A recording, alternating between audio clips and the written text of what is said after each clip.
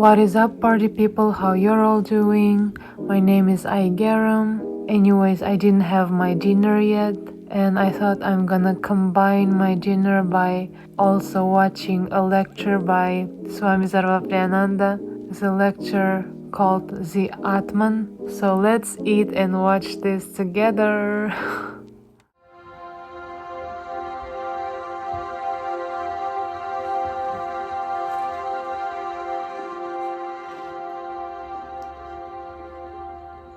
You know, whenever I read the Bhagavad Gita, especially commentaries upon it, explanations, there are different approaches to it.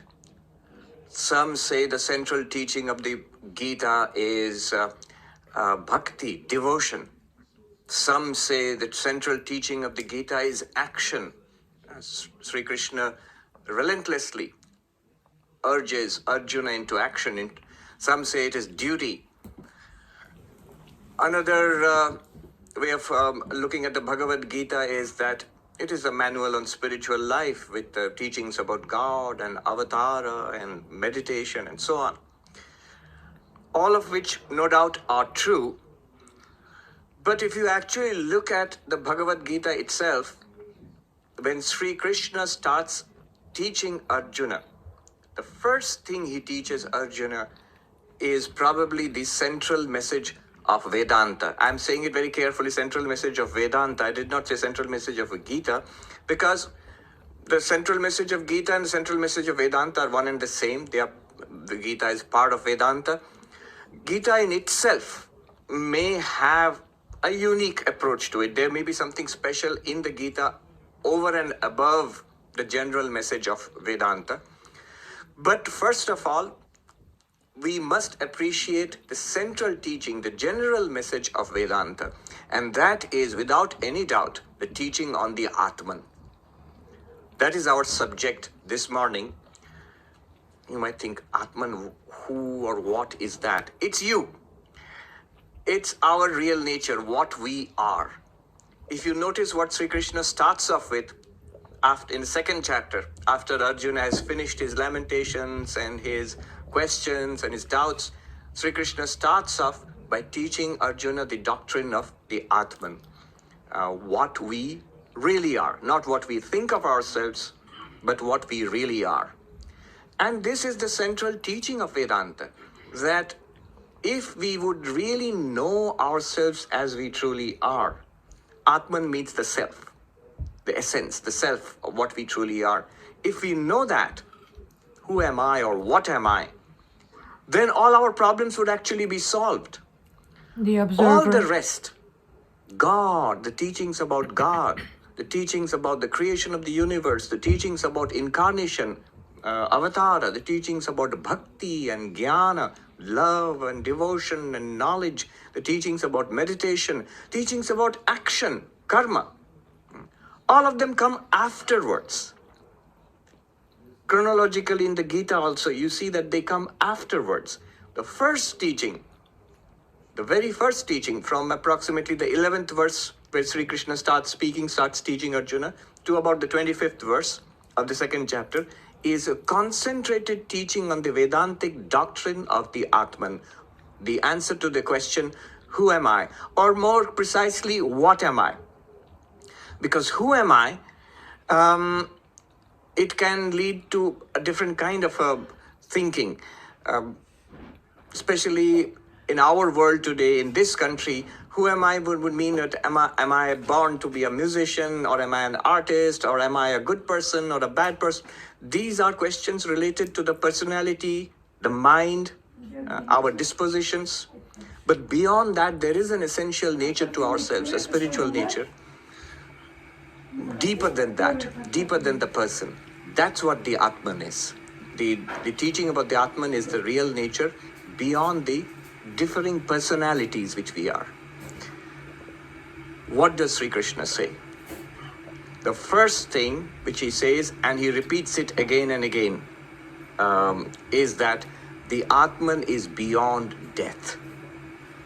A simple statement, but a very powerful statement. The essential teaching of any kind, not only Vedanta, any kind of spirituality, any religion, in all the religions is this conquest of death, transcendence of death. If death of the body is the end of us, there's nothing more left over, then there's no religion actually. That's the end of religion. There can be no point to any kind of religion if there is no existence after death. So this transcendence of death, that is the first teaching about the Atman which Sri Krishna gives. Swami Vivekananda, when he came to this country more than 100 years ago, one of the verses he loved quoting, chanting the original Sanskrit and then translating for the benefit of his audiences here in the United States, was this: the immortality of the Atman. It goes like this. It's a very famous mantra from the Upanishads. Shrinvantu vishve amritasya putraha aye dhamani divyani tastu vedaham purusham mahantam aditya varnam tamasah parastat tameva viditva ati mrityumeti nanyah pantha vidyate ayanaya. Beautiful verse. What does it mean? Shrinvantu vishve amritasya putraha. Listen, ye children of immortal bliss. The very first line is striking. We think of ourselves, the first truth that we think of ourselves is that we are mortal. We are fated to die. Theists and atheists, people who are believers and non-believers, everybody dies. All those we have known in the past, grandparents and parents, maybe they are dead. And all are passing out of this world, and so will we one day. So death is the fundamental truth. We don't like dwelling upon it. It's an unpleasant truth to dwell upon, but it's a truth nobody can deny. In fact, I mentioned this book earlier, The Denial of Death, Ernst Becker, who won a Pulitzer Prize for it. He got the prize, I think, just before he died. Okay, morbid humor, but no, it's very touching. Actually, he was interviewed by a very well-known journalist from the Science magazine or something. He was already on his deathbed, and he talked about the denial of death, how we tend to resist this idea that we are going to die. And it's a pretty morbid book. I mean, I'm not recommending it as reading, but it's pretty deep also.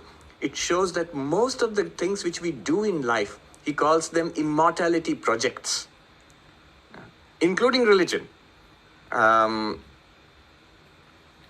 children, grandchildren, founding companies, businesses, writing books, including the denial of death, and so on and so forth. All of these activities, charities, all of these activities are basically denial of death. He calls them immortality projects.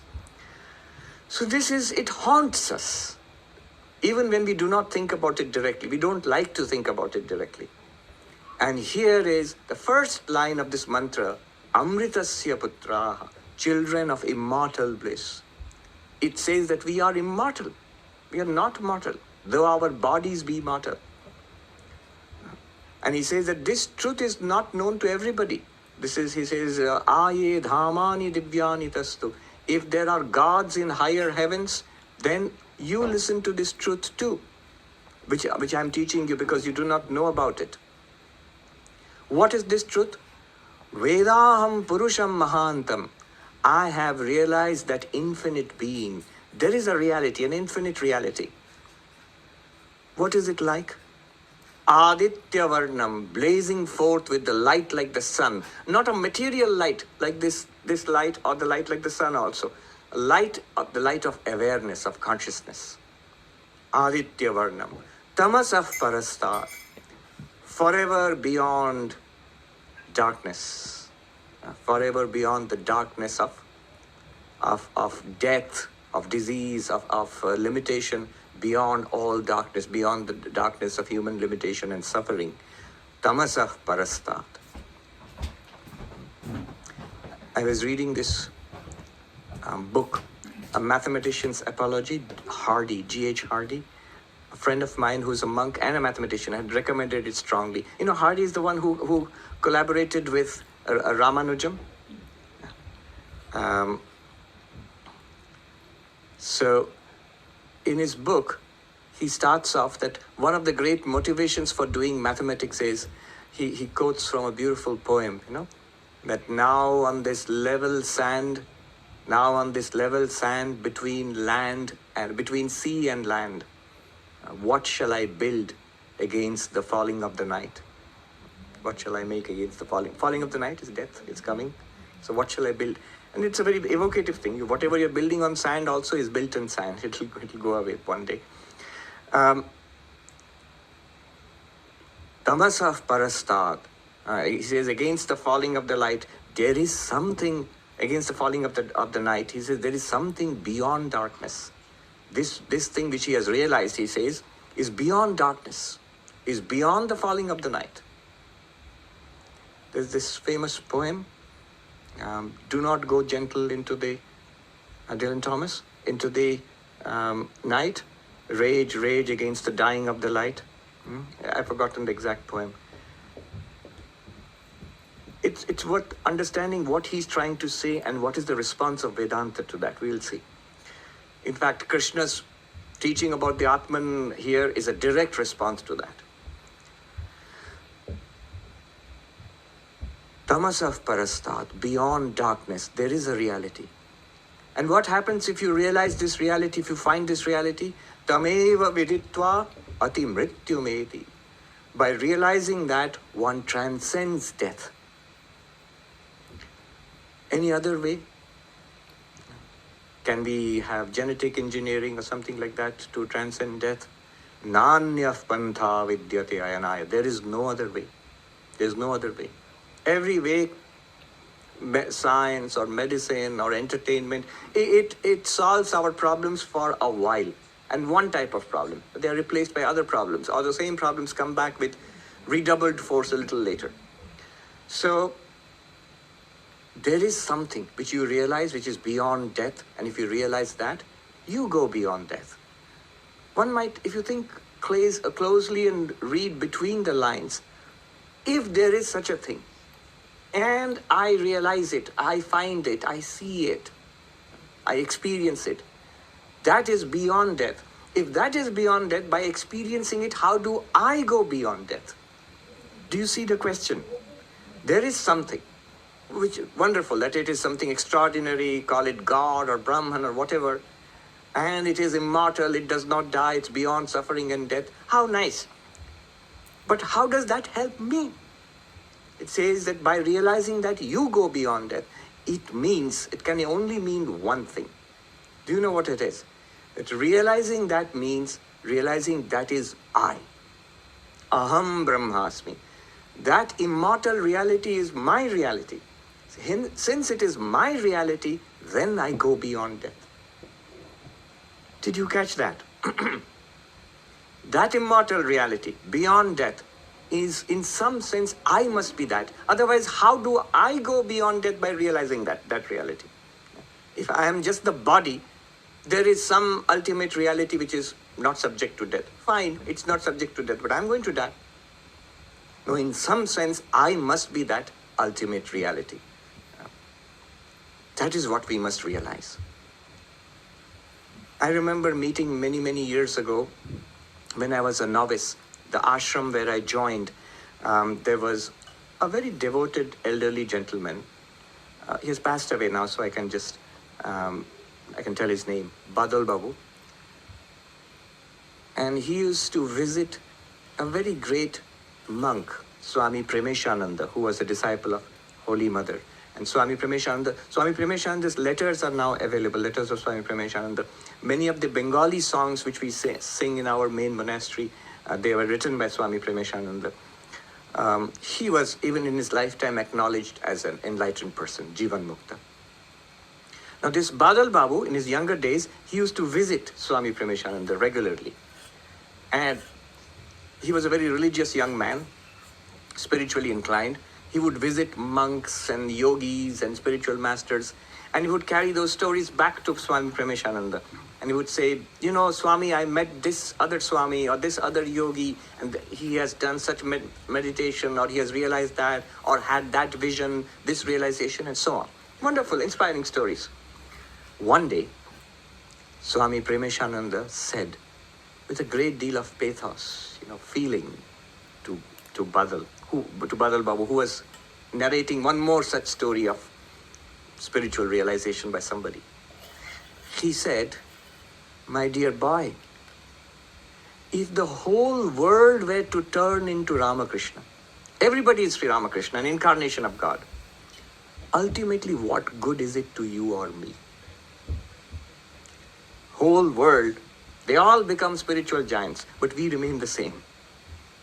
Ultimately, say at the point of death, after knowing all these wonderful people, and let it all be true, let them all have attained such spiritual heights, but you have not attained anything, I have not attained anything, then what good is it to me or you? In Bengali, he said, those who understand Bengali, you'll catch the flavor of it. He said, Ore Badla, যদি সারা জগৎটাই রামকৃষ্ণ হয়ে যায় তাতে তোরই বাকি আমারই বাকি. If everybody is transformed not into a yogi, into Sri Ramakrishna, into an avatar, so what? For me, it's great for them, but for what about us? We must realize this as I am that reality. And this is what Sri Krishna first tells. The first thing he tells Arjuna is, there is a reality, your reality, which is beyond death. He starts off by saying that there never was a time when you were not there, or I was not there, or these assembled kings and warriors were not there. Remember, it is the Kurukshetra, the battlefield. And there will never be a time when you will not be there, when you will not exist. There will never be a time when I will not exist. There will never be a time when these assembled kings and warriors will not exist. This is the opposite of our intuitive feeling about ourselves. What is our feeling about ourselves? That there was a time when I was not there. Clearly, before I was born, before this body was born, I was not there. This world was there, but I was not there in this world. And clearly there will come a time, I feel very strongly, when I will not be there. The world will go on, but I will not be there. We will not be there. We feel that. And here Krishna says straight away, just the opposite. There never was a time when you were not there. You were there. And there will never be a time when you will not be there. You will be there. He uses multiple negatives. Even there never was a time when you are not there. There never will be a time when you will not be there. Which means Nityam, eternal. The soul, the Atman, is eternal. In Vedanta, they love using philosophical, logical language. They have a term for anterior absence, they call it. That means absence before our birth. Before we were there, that is called pragabhava. See, a pot, before it's created, it was not there. So there was the absence of the pot before the creation of the pot. So our absence was there, my absence was there before my birth. It's called pragabhava. And after my death, there will be my absence. I will not be there in this world. They have a term for that. It's called dhvamsa bhava. The abhava means absence. Dhvamsa means destruction. The absence after destruction. You destroy the pot is not there anymore. So there's an absence before birth, and there's an absence after birth, after death. There's an absence after death. Now they say, the way they put it is, Sri Krishna is saying that the Atman is devoid of both types of absence. Pragabhava, dhvamsabhava, rahita Atma. Atma is devoid of the absence prior to birth, devoid of absence after the death of the body. The birth and death of the body are not related to the Atman's presence or absence. Atman is ever present. The body was absent before its birth. The body is absent after its death, but not the Atman, not you. So this is the teaching about the eternality of the Atman. Sri Krishna emphasizes it again and again and again. He says, then what is birth and death? He minimizes its impact. He says, yes, it is an event which you experience and which we experience, but because we experience it, we must be there to experience it. We are not created by that experience, we are not destroyed by that experience, neither created by the experience of birth, nor destroyed by the experience of death. And he uses a very beautiful example, that of Kaumaram Yauvanam Jara, childhood, youth, and old age. Just as the body goes through transitions, it changes tremendously. And I experience the changes of what? Of the body. Where is childhood? It's in the body. It's the body which is a little boy or a girl, or a teenager. It changes so much. And then it changes into youth. You come into youth and full, bloom of youth and health and the peak of our powers. That is change of the body. And you experience it. And the body then matures and begins to decline. And we experience it. And you say, oh boy, do we experience it. Aches here, aches there. And somebody's, there's a story, old Indian story, where they say Yamadut, the messengers of death, have arrived to take a person who's dying. Time to go. Your time is up. And this person says, you never gave me any warning. I've got so much to do. I mean, said, we did give you a warning. Where? Didn't you see the hair thinning out and growing gray? Didn't you see the teeth falling out? Didn't you see the eyesight dimming? These are all messages from Yamaraja, from the king of death, that your time is up. First warning, second warning, third warning. Get your act together. Your time to go. These transitions of the body, we experience them. And we don't give much importance to that. We go through that. And ups and downs, we struggle with that. But notice, there are huge differences in the body. And yet you're the same person. You say, I was in that child's body. I was the one who experienced the teenager's body. I was the one who experienced the young person's body. Now I experience myself in an old person's body, and so on. In the same way, just as you experience them and you take it as normal and nothing extraordinary, Krishna says, the wise one is not disturbed by the birth or the death of the body.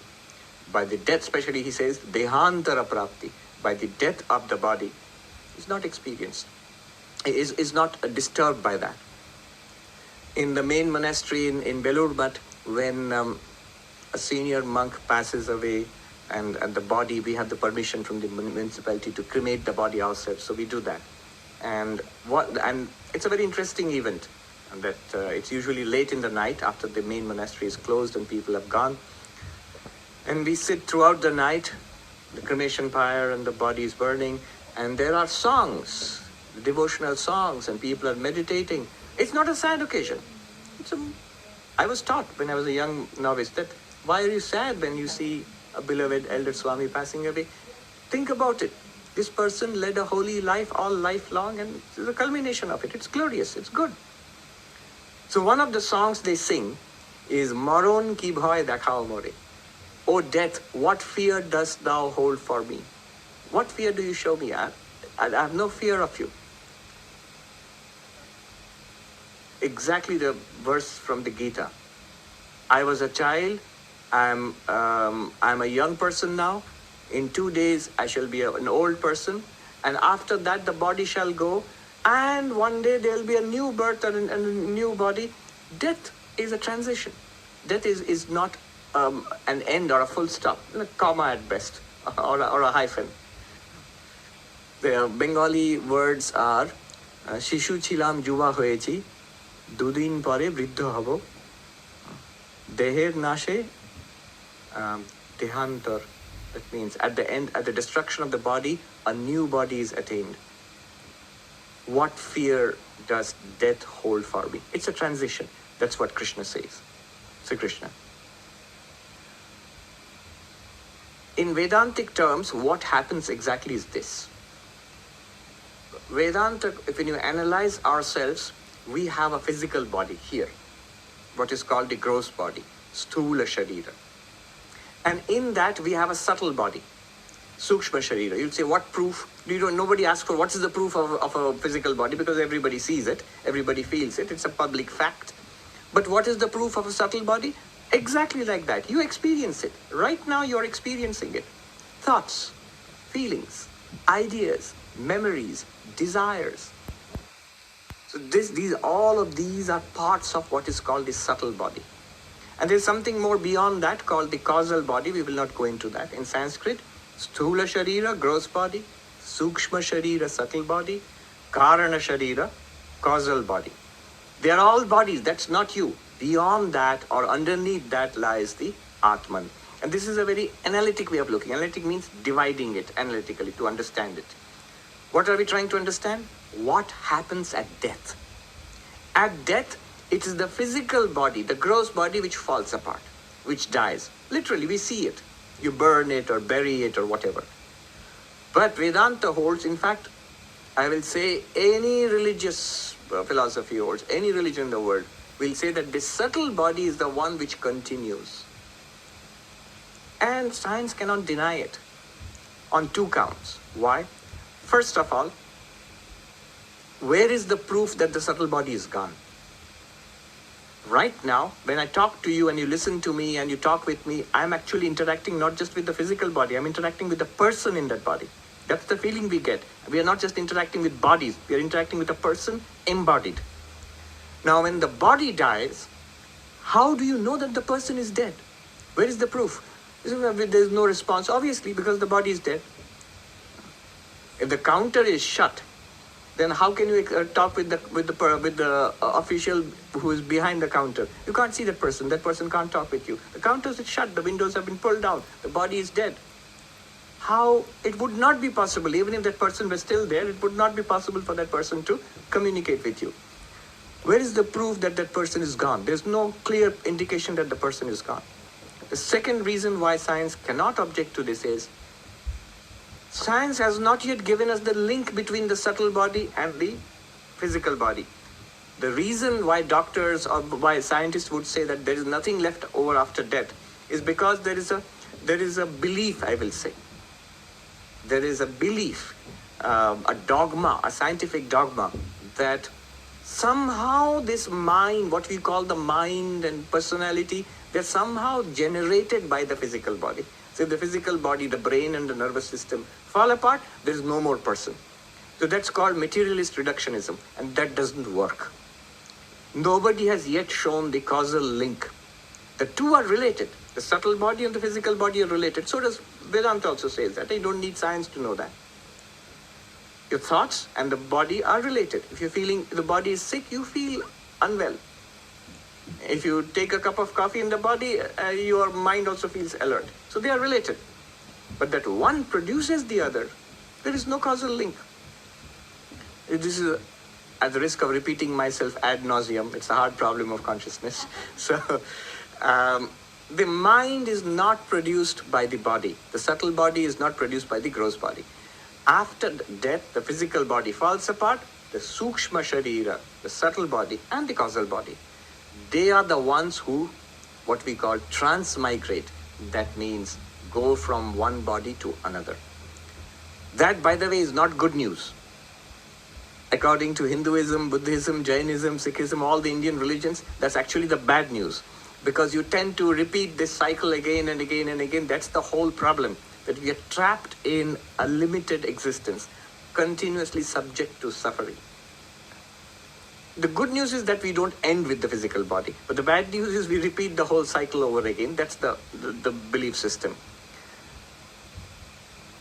So this is the idea. In fact, sometimes people ask me, just yesterday I think, at the University of Michigan, we had a symposium yesterday. And after the talk, a young man asked me, Swami, you said that the Atman is pure consciousness without any attributes, without any characteristics. I am pure consciousness without any characteristics. And the body has characteristics. Body has qualities and differences. At death, the body dies. Atman still exists. And we are reborn. But then you also say that we inherit characteristics from the past birth.